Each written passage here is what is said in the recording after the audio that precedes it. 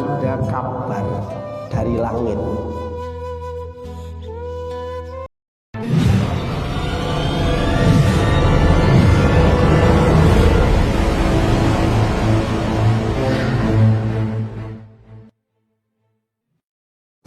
Ya Rabbi bil Mustafa baligh maqasidana wa ghfir lana ma madha ya wasi'al karami.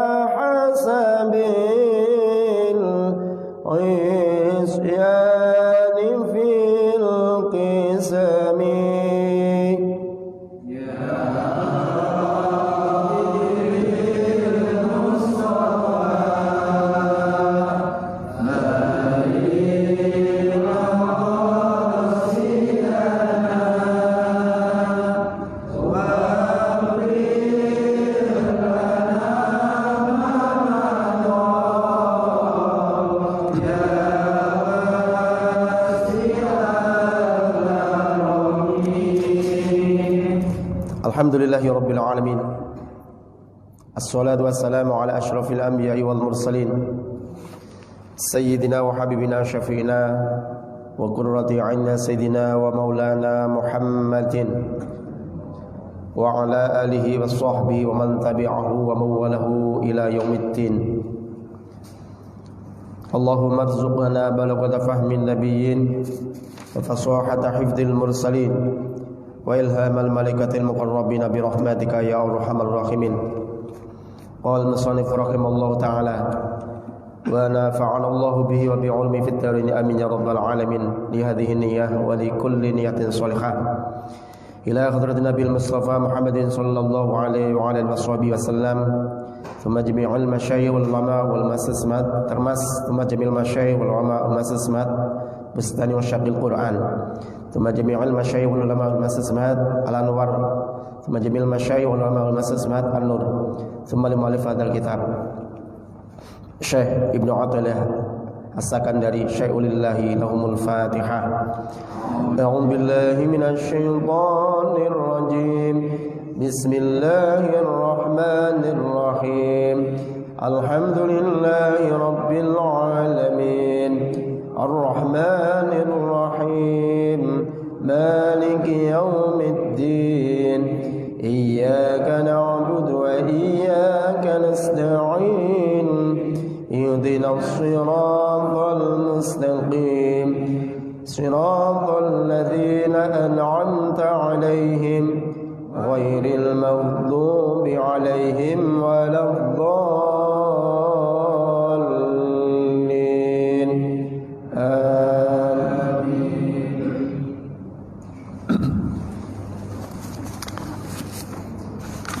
Alhamdulillah,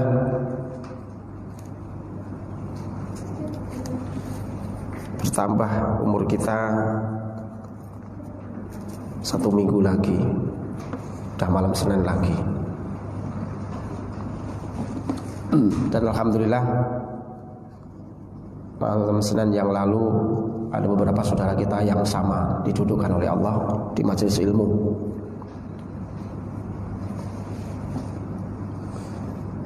Mungkin ada yang baru sekarang duduk di majelis ilmu. InsyaAllah kalau kita masih didudukkan oleh Allah di dalam majelis ilmu, dari segala amalia kita yang kurang, amalia kita yang kurang sempurna maupun masih banyak kekeliruan di dalam menjalankan perintah Allah, baik itu amal-amal yang bersifatnya wajib maupun amal-amal yang sifatnya sunnah. Mudah-mudahan Allah Subhanahu wa taala berkenan menutupi kekurangan kita, menutupi seluruh apa yang kita laksanakan kurang sempurna tadi, Allah menyempurnakannya. Dan mudah-mudahan Allah berkenan menerima amal tersebut.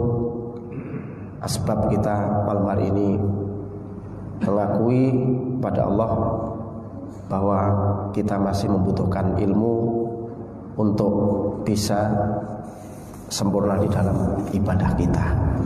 Amin ya rabbal alamin. Mengulang sedikit sekali ya kemarin, ma min nafsin yubdihi Allahu ta'ala fika min ta'atin aw maradin aw faqatin illa wa huwa yuridu ay yakhtabiraka bidzalika.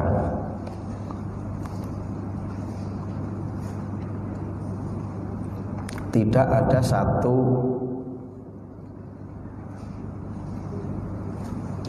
keadaan yang Allah tampakkan dalam dirimu, baik itu taat, baik itu sakit, baik itu miskin, illa wa huwa yuridu ayyahtabiraka bidzalika, kecuali keadaan yang seperti itu sebetulnya Allah ingin memberikan ujian kepada kamu semua. Jadi jangan mentang-mentang sehat, karena kesehatan itu Allah uji. Apakah kita sudah bersyukur dengan diberikannya kesehatan tadi? Waktu sakit juga sama, itu ujian. Apakah dengan sakit tadi kita sudah nerima, sudah mau menerima keadaan kita sakit itu atau tidak? Kalau kita sedang tidak memiliki apapun, kok masih miskin, ini ujian juga. Apakah kemiskinan kita itu menjadikan kita semakin semangat ngaji atau tidak, semangat ibadah atau tidak, semangat zikir atau tidak? Tidak ada yang Allah berikan di dunia ini kecuali hanya ujian doang. Baik itu yang punya toko ya ujian, nggak punya toko ya ujian. Baik anaknya yang taat, anaknya nurut, itu ujian. Anaknya enggak nurut, ujian. Anaknya nurut apa? Ujiannya. Ya anaknya nurut ya ujiannya bisa enggak sombong. Anaknya S2 semua, S3 semua, udah kerja jadi jadi bupati semua, jadi ada yang camat. Bisa enggak punya sifat sombong. Dan lain-lain. Pokoknya semuanya ujian. Alladzi khalaqal mauta wal hayata liyabluwakum ayyukum ahsanu amala. Yaitu Allah itu zat yang menciptakan mati dan hidup, liyabluwakum, agar untuk menguji kamu semua.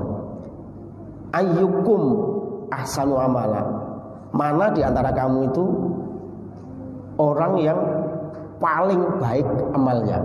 Yo paling baik amalnya itu yo kalau diuji baru banyak masalah, sabar, tawakal, usaha. Kalau kita baru diberikan rohok, diberikan kesenangan, kesuksesan, kemudahan, bagaimana caranya kita bertata krama, yaitu bersyukur. Wes gitu. Yang tahu-tahu yang punya suaminya tahu-tahu meninggal, yo ujian sama. Seorang suami yang istrinya meninggal itu ya ujian, ya kan? Istrinya jelek ujian, istrinya cakep ya ujian. Ujian apa istrinya cakep? Kalau jalan kemana-mana sombong, letak-letak, mentang-mentang istri cakep dibawa kemana-mana. Begitu jelek, nggak pernah dibawa kemana-mana. Itu ujian. Harusnya sama, istri cakep nggak cakep ya bawa jalan aja. Ujian. Kita lihat orang cantik, rawan ujian, matanya dosa lihat. Tapi lihat orang jelek, rawan ngejek. Ya kan? Semuanya nggak ada yang ujian, Pak. Semua pokoknya ujian, nggak ada yang tidak. Jadi pokoknya hidup apapun yang dikasihkan oleh Allah, baik itu yang terlihat mata atau tidak nampak mata, itu ujian semua. Lihat kita orang nggak sholat, ujian bagi kita. Ujian itu. Ayo kita sholatnya rajin. Apakah kita masih merasa lebih baik dari orang yang nggak sholat? Kalau masih merasa lebih baik dari nggak sholat, wis. Lalu malah jenenge sholatnya ramanfaat jenenge. Iya bener, misalkan ada orang yang nggak sholat, tapi kita jangan pernah merasa lebih baik daripada yang nggak sholat. Satu. Terus ngaji sama, ngaji ini juga ujian, Pak. Alhamdulillah kita didudukkan di pengajian, itu syukurnya wis pol. Kalau hamba itu sempurna banget ini di dunia ini kok sampai duduk di pengajian itu sempurna sekali orang itu berarti. Itu ujian juga, jadi bukannya semua itu bukannya Allah berikan kemudian tidak mengandung arti apapun, tapi mengandung apa? Ujian. Dan ngaji juga ujian sama. Jadi ini saya ceritakan dulu, ini masih bab ini juga. Ini diceritakan min basatinil arifin billah, dari salah satu karangan kitab para al-arif yang sudah ma'rifat kepada Allah. Jadi ada satu seseorang yang ahli hadis. Itu beliau bertempat di Syam negaranya. Jadi ahli hadis tinggalnya di mana? Di Syam. Beliau itu bernama Syekh Badruddin Al-Hasani. Siapa? Badruddin Al-Hasani. Coba kalau punya anak Badruddin namanya. Tapi tambah ya Al-Hasani biar keren. Jadi beliau ini ditanya oleh seseorang. Waratakan muhadits diyar Asy-Syamiyah Syekh Badruddin Al-Hasani radhiyallahu anhu su'ila. Ya Sayyidi, lau akhbaraka maksumun anna ajalaka ba'da sa'atin bima taqdi hadhihi sa'ah. Ini orang ahli hadis ditanya gini. Syekh, orang tua, andai ada kabar dari langit, entah itu kabar itu seorang wali atau kabarnya itu dari malaikat,